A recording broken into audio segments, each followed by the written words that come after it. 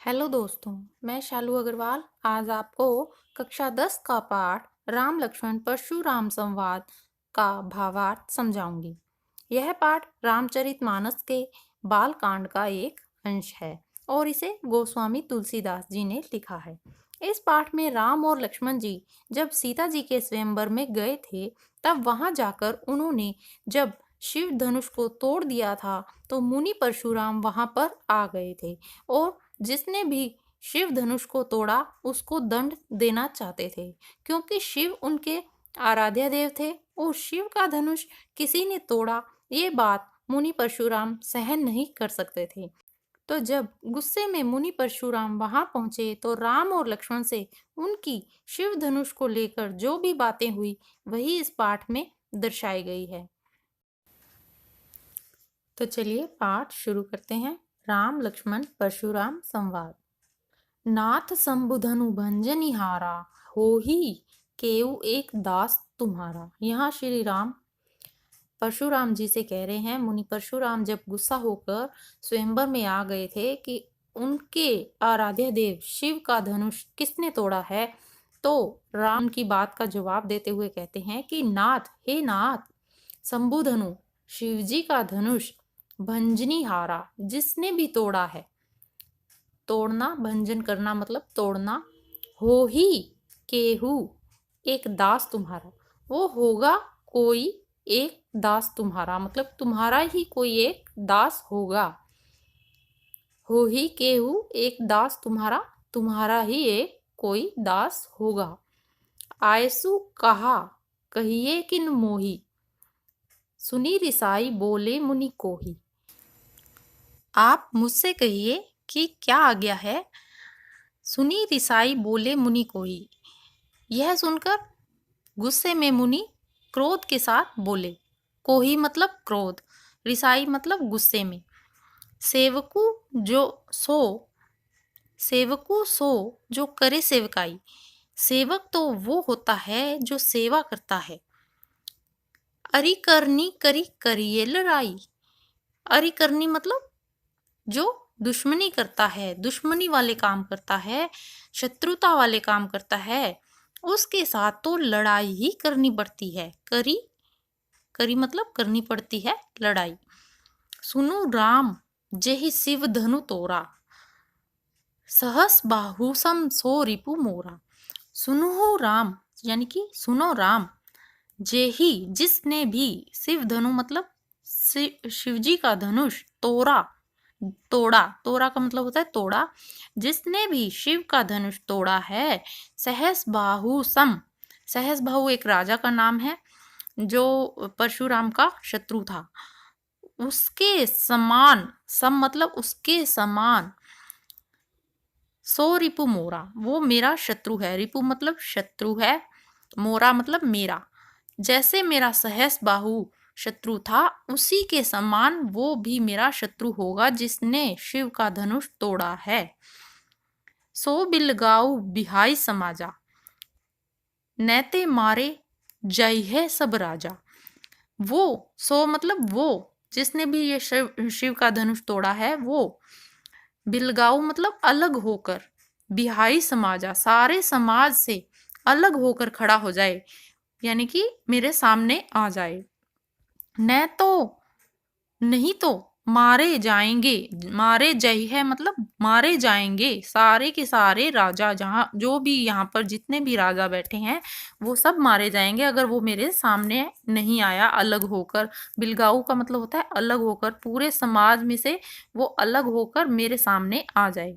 सुनी मुनि वचन लखन मुस्काने, बोले परसु धर ही अवमाने। मुनि के वचन सुनकर, परशुराम मुनि के वचन सुनकर लक्ष्मण जी मुस्कुराने लगे और परशुराम जी को अवमाना कर कर बोले। अवमाना मतलब उनका जो है अपमान करते हुए बोले। बहु धनुहि तोड़ी ललिकाई, कभू न असी रिस कीनी गुसाई। कि बचपन में धनुहि, ललिकाई मतलब बचपन में, लड़कपन में, बहु मतलब बहुत सारी, धनुहि मतलब धनुष, तोड़े हैं उन्होंने, तोरी मतलब तोड़े हैं। बचपन में उन्होंने बहुत बहुत सारे धनुष तोड़े हैं। कभू ना असी, कभी भी ऐसी, कभू ना ऐसी मतलब कभी भी ऐसी, रिस मतलब गुस्सा, कीनी गुसाई, आपने कभी भी ऐसा गुस्सा नहीं किया। हे गुसाई जी, आपने कभी भी ऐसा गुस्सा नहीं किया।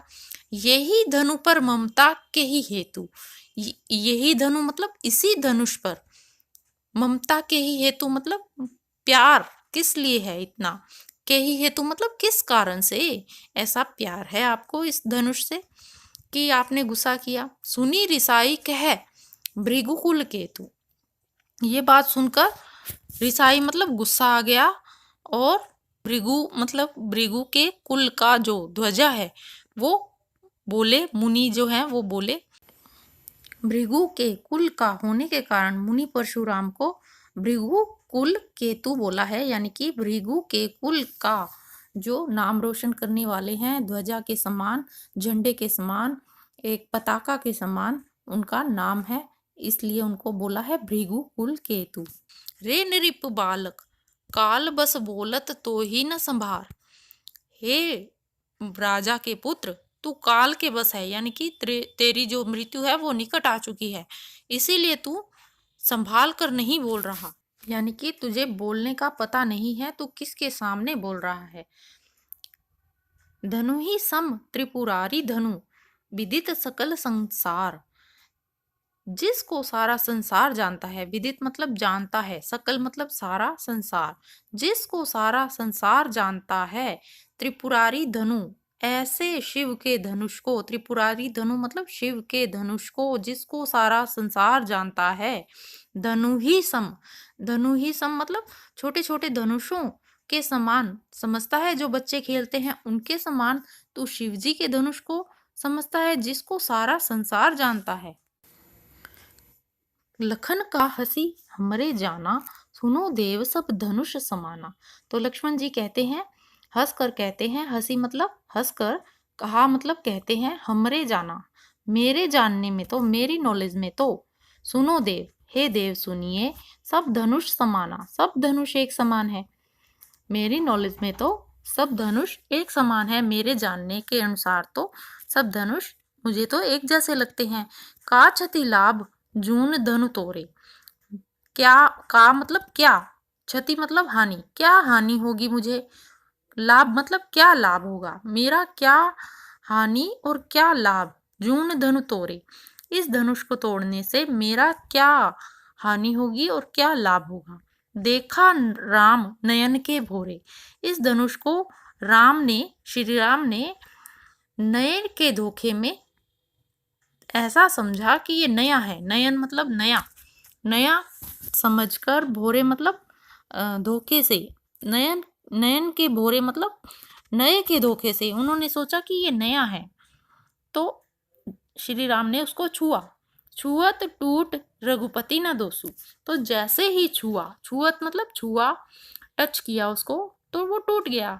रघुपति, रघुपति ही ना दोषु, जो श्री राम का, रघुपति मतलब श्री राम का, न दोषु मतलब कोई दोष नहीं है, कोई गलती नहीं है। उन्होंने सोचा ये नया है, पर जैसे ही इसको छुआ वैसे ही ये टूट गया, तो श्री राम का कोई दोष नहीं है। मुनि बिन काज करिए कतरोसु, तो हे मुनि आप बिना कारण, बिना काज मतलब बिना कारण, बिना कारण करिए कतरोसु, क्यों कर रहे हैं, रोसु मतलब गुस्सा, क्यों गुस्सा कर रहे हैं, तो मुनि आप बिना कारण क्यों गुस्सा कर रहे हैं। बोले चिते परसु की ओरा, रे सठ सुनिए स्वभाव न मोरा, तो ये बातें सुनकर मुनि जो है वो अपने, जो उनके पास परशुराम के पास एक हथियार होता है फरसा, उसकी तरफ देखकर बोले, चिते मतलब देखकर बोले, बोले चिते मतलब देखकर बोले, परसु की ओर अपने हथियार की ओर देखकर बोले वो गुस्से में। रे सठ सुनिए स्वभाव न मोरा, अरे सठ, अरे मूर्ख, सठ मतलब मूर्ख, अरे मूर्ख सुना नहीं, सुने मतलब सुना नहीं क्या तुमने, स्वभाव न मोरा मेरा स्वभाव क्या तुमने सुना नहीं कि मैं कैसा व्यक्ति हूँ, कैसा मेरा स्वभाव तू जानता नहीं है कि मैं कितना क्रोधी हूँ, कितना मेरा प्रताप है, कितना मैंने आज तक कितने मर्डर किए हैं, ये अब आगे बताएंगे इसके बारे में, मेरे स्वभाव के बारे में क्या तू जानता नहीं है रे मूर्ख। लक्ष्मण को इस प्रकार बोले। बालक बोली बधो न तो ही, बालक समझकर मैंने तुम्हारा अभी तक वध नहीं किया है। वध होना तो ही मतलब अभी तक तुम्हारा मर्डर नहीं किया है, अभी तक तुम्हें तुम्हारी हत्या नहीं की है। केवल मुनि जड़ जाने ही मोही। जड़ मतलब मूर्ख, केवल मुनि मतलब सिर्फ मुनि ही, जाने ही मोही मतलब मुझे जानते हो। अरे मूर्ख, क्या तुम मुझे सिर्फ मुनि ही जानते हो? क्या तुम ये समझते हो कि मैं सिर्फ मुनि ही हूं? अब आगे बता रहे हैं अपने बारे में। बाल ब्रह्मचारी अति कोही, मैं तो बाल ब्रह्मचारी हूँ। अति कोही मतलब बहुत ज्यादा गुस्से वाला हूँ, बहुत ज्यादा क्रोध करने वाला हूँ। विश्व विदित, सारा संसार जानता है। विश्व विदित मतलब सारा संसार जानता है। क्षत्रिय कुल द्रोही, मैं क्षत्रिय कुल का विरोधी हूँ, द्रोही हूँ। क्षत्रिय कुल का नाश करने वाला हूँ। भुज बल भूमि भूप बिनु कीन्ही, अपनी भुजाओं के बल पे, भुज बल मतलब अपनी भुजाओं के बल पे, भूमि पृथ्वी को, भूमि मतलब पृथ्वी को, भूप बिनु कीन्ही बिना राजाओं के कर दिया था। यानी कि सब राजाओं को इन्होंने अपनी भुजाओं के बल पे मार दिया था।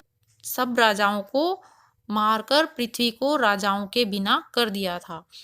विपुल बार मही देवन ही दीनी, और बहुत बार इस पृथ्वी को, मही मतलब पृथ्वी को, देवन ही दीनी ब्राह्मणों को दे दिया था। यानी कि इस पृथ्वी को राजाओं के बिना करके ब्राह्मणों को बहुत बार दे दिया था। सहस बाहुभुज छेद निहारा, परसु बिलोकु महिप कुमारा। महिप कुमारा मतलब राजकुमार, राजा का पुत्र। परसु बिलोकु मतलब इस फरसे को तुम देखो, जिसने सहस बाहु भुज छेद निहारा, जिसने 1000 बाहों वाले सहस बाहु को मार दिया था। छेद निहारा मतलब जिसको मारा है। हे राजकुमार, जिस फरसे ने सहस बाहु को मार दिया है, उस फरसे को तुम देखो। मातु पिता ही जनि सोच बस करसी महिष किशोर।